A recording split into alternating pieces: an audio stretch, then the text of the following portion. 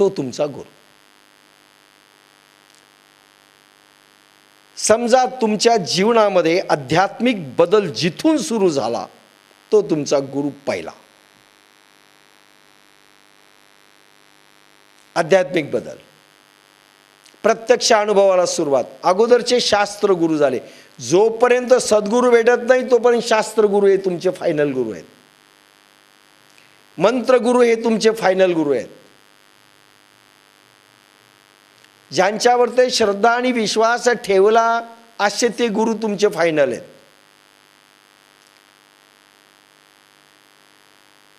आता गुरुला आणि नंतर सद्गुरू मिळाले, कुंडलिनी जागरण झाली, ते नंतर फायनल गुरु आहेत. ज्या स्टेजमध्ये तुम्हाला शेवटचे गुरु मिळालेले असतील ते खरे गुरु. त्यांचं कार्य अपेक्षित आहे. एक गुरु फक्त मंदिर बांधतोय, एक गुरु भागवत कथा करायला लावतोय,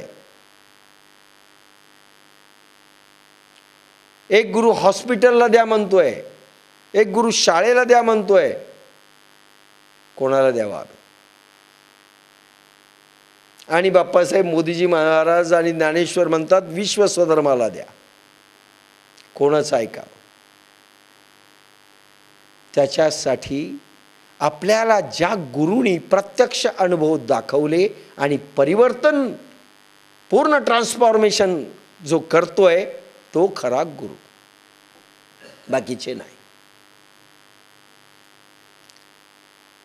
तर तो जो गुरु आहे, आता त्या गुरुला 3 पद्धतीनं द्यायचं असतं. आणि समजलं पाहिजे. आणि या कॅसेट फक्त तुमच्यासाठी नाहीत, माझ्याहीसाठी नाहीत, ह्या अनंत काळपर्यंत चालणारे आहेत. समजले पाहिजे. मी तुमचा गुरु नाही म्हणून माझ्याकडे तो प्रश्नच येत नाही. मी साधा माणूस आहे. ओनली मार्गदर्शक, टीचर, गाईड अँड फिलॉसॉफर, बाकी काही नाही. पण हा भाग समजणं जरुरी आहे.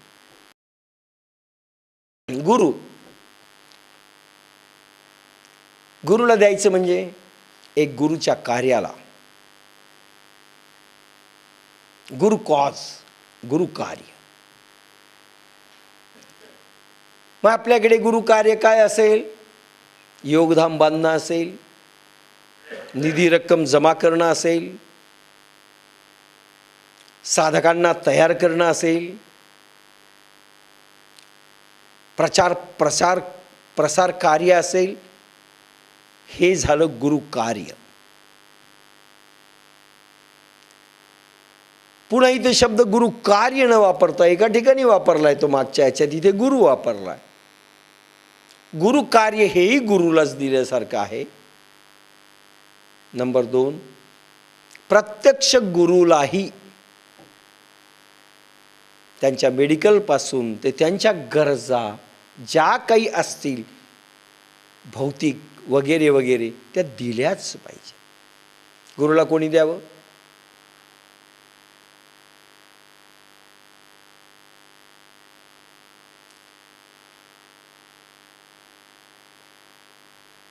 फार ती एक गोष्ट आहे. मला वाटतं भगवान गौतम बुद्धांची गोष्ट आहे. गौतम बुद्ध एका खेड्यात गेले आणि भिक्षा मागायला गेले. भिक्षा मागायला गेल्यानंतर एक शेतकरी जरा हुशार होता, म्हणाला, का हो म्हणले महाराज, धडधाकड दिसता तुम्ही, भीक मागता, त्याच्यापेक्षा शेती का करत नाहीत? काम केलं पाहिजे. होय रे, मी कामच करतोय. लक्षात घ्या, गौतम बुद्धांचे वाक्य आहेत. मी पण शेतकरी आहे, मी काम करतो, पण माझी शेती आत्म्याची शेती आहे. आत्मरसाचं मी सिंचन करतो. कैवल्याचं फळ त्याच्यातून मिळालं पाहिजे. ही माझी शेती आहे. वैराग्याचं इंधन आहे. असं त्यांनी सगळा भाग सांगितला. हे अखंडपणे मी करतोय. त्याच्यातनं इमानाचं फळ, इमानदारीचं, त्यागाचे, विरक्ती, ह्या सर्वांनी जन्म घ्यावा. हेच कार्य मी अखंड करतोय. तू धान्य देतोस, तू पण तेच कार्य करतोय, पण तू जगवतोयस लोकांना. आणि मी मोक्ष, कैवल्यपद प्राप्ती, मी संसार बंधनातून मुक्त करण्याची शेती करतोय आणि कार्य करतोय. आपण एक सौदा करू. तू मला धान्य देशील ना खाण्यापुरतं, मी पण तुला काही ना काही नक्की देईल. तसाच नाही जाणार. लक्षात घ्या वाक्य. तसाच नाही जाणार. तुला काही ना काही नक्की देऊन जाईल. तुम एक पैसा दोगे वो 10 लाख देगा. आणि म्हणून गुरु कार्य मधल्या काळामध्ये गुरूंवर लक्षच राहिलं नाही, पाणीपत झालं. भगवान शंकराचार्यांचं झालं, अनेक लोकांचं झालं, तुकारामांचं झालं, ज्ञानेशांचं झालं.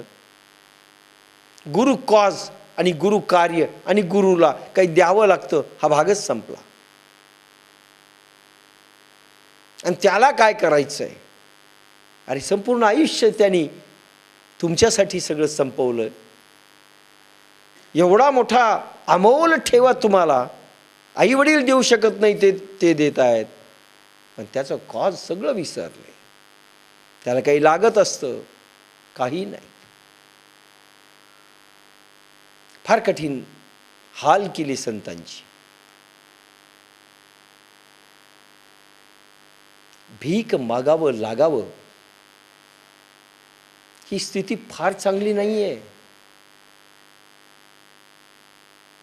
साधनारत असलेल्या लोकांना भिक्षा मागावी हे जरी सांगितलेलं असेल तर त्यांनी भिक्षा मागितली पाहिजे हे खोटं आहे.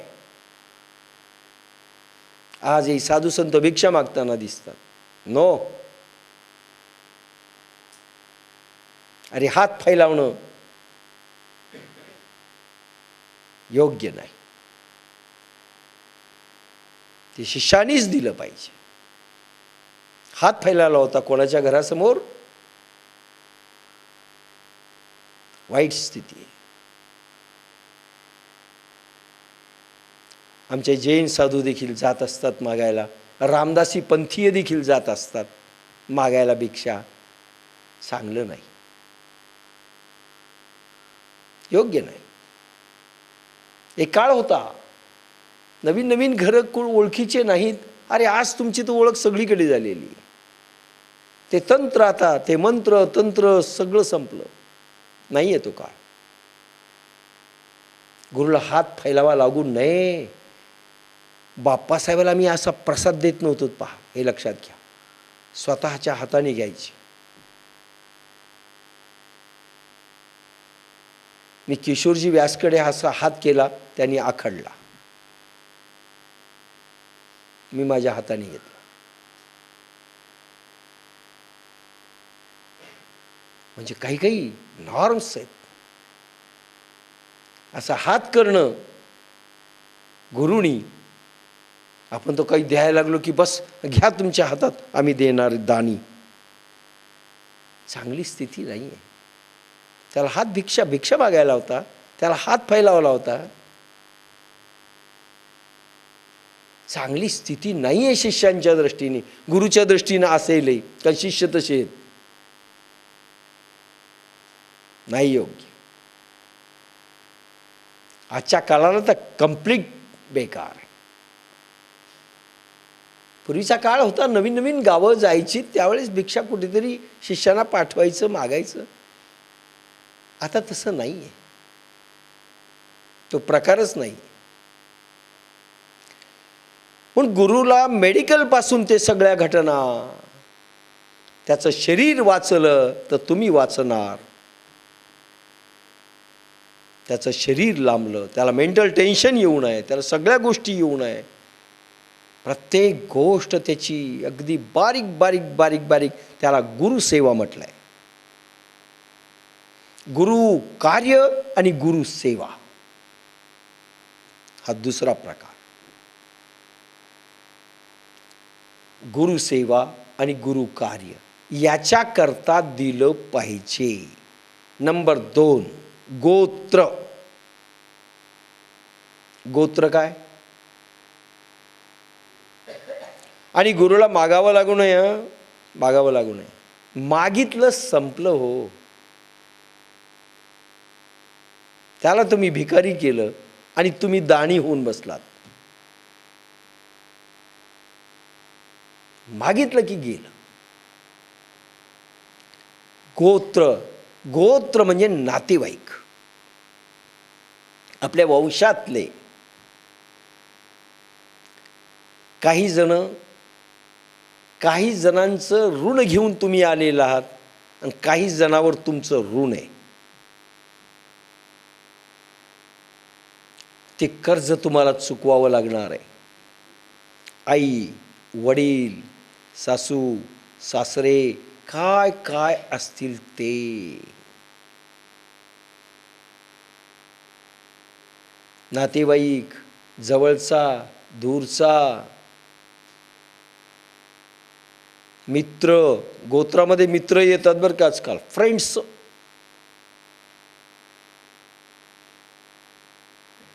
सगळे येतात. चंद्रशेखर गाडगिळनी 25, 27, 30 वर्ष भोगलेंना सांभाळलं. भोगलेंना मुलगा नव्हता, बायको नव्हती, एकटेच होते. येऊन राहिले. काय सेवा केली भोगलेंची. मामींची सेवा शेखरने केली.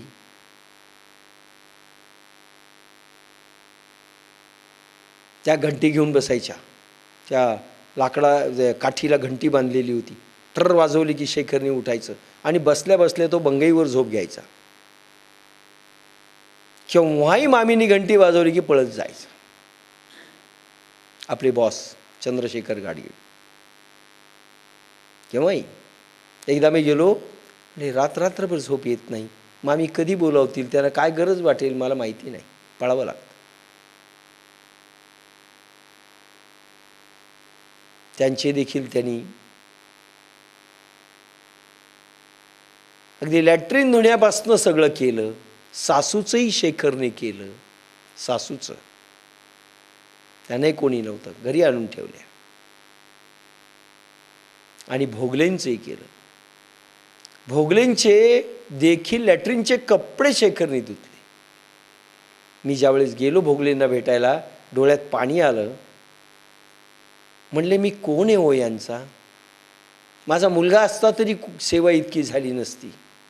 किती सेवा करतायत म्हणे. याला काय म्हणावं सोमानी, तुमच्याशिवाय मी कोणाला विचारू? मी अनेकांना प्रश्न विचारला, मला उत्तर नाही मिळालं. मी एकच उत्तर दिलं, ऋणानुबंध. बस पटलं म्हणले, एका वाक्यात म्हणले मला पटलं, ऋणानुबंध. पूर्वजन्मीचं होतं, फेडायला उभे. सेवा बाप्पासाहेबांची तशीच केली. आणि बाप्पासाहेबांच्या सेवा करणाऱ्या ज्या नाणी आहेत काकू, ललिता काकू, त्यांच्याही करता शेखर 8 दिवसाला येतो. सगळी चौकशी. मला म्हणे बाप्पासाहेबांची सेवा केली ना, यांना काही कमी पडू नये. पहा म्हणजे दृष्टिकोन कसा असावा. मंडोरे साधक, माझे चुलत मेहुणे जे साधक होते, 2 महिने आळंदीला त्यांना ठेवलं. कळंबरकरला माहिती आहे, सारखे जाऊन त्यांना घरी देखील त्यांनी ठेवलं. साधकांना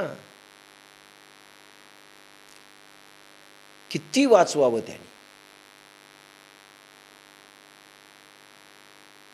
म्हणजे एक एक घटना सांगतोय, याला सेवा म्हणतात.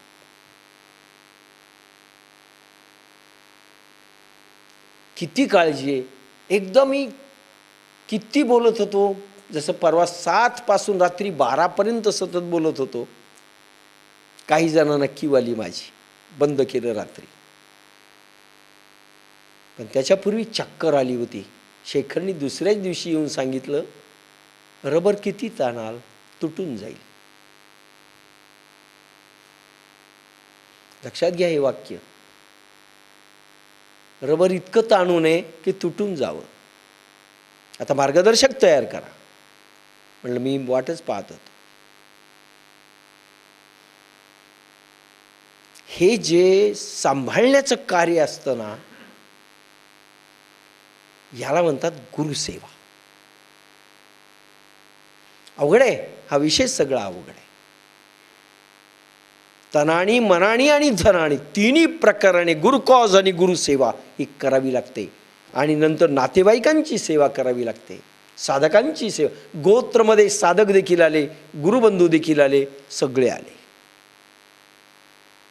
नातेवाईक, साधक, गुरुबंधू, मित्र परिवार ही सगळी आली. त्यांच्यासाठी खर्च झाला पाहिजे. सेकंड फेज गुरु सेवा आणि गुरु कॉज. नंबर 2 नातेवाईक, साधक ही सगळी मंडळी. हे भगवंतांनी सांगितलंय. गुरु गोत्र अग्नी पूजी. अग्नी शब्द आहे. अग्निपूजीचा अर्थ केला लोकांनी. अग्नी पेटवायचा आणि थाळी घेऊन जायचं पूजा करायला, होळी. असं अग्निपूजन नाही. काहींनी असेच अग्नि होमकुंड सतत पाहिजे, सतत लाकडं घालून काही काही ठिकाणी यज्ञ हा होमकुंड पेटलेला असतं पहा, सारखे लाकडं घालतात. हा अग्नीच विजला नाही म्हणले 100 वर्ष झाले. करायचं काय? कुठला